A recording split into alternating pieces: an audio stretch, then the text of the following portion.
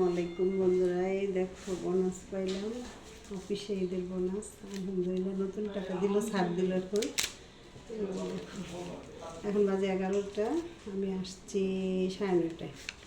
দেখি কত টাকা দিল বোনাস। আলহামদুলিল্লাহ 100, 200, 3, 4, 5, 500।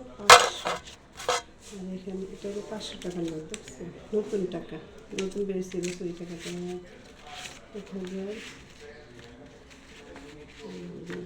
3000 টাকা বোনাস পেয়েছে। আলহামদুলিল্লাহ বন্ধুরা। তো যাই হোক, আমরা গরিব মানুষ, আমরা সব জায়গায় আসলে ঠকি।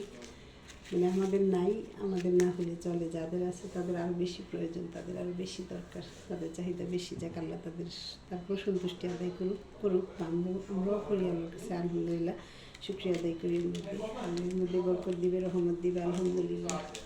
সারা বছর কাজ করার ফলে 3500 টাকা হচ্ছে ঈদের বোনাস।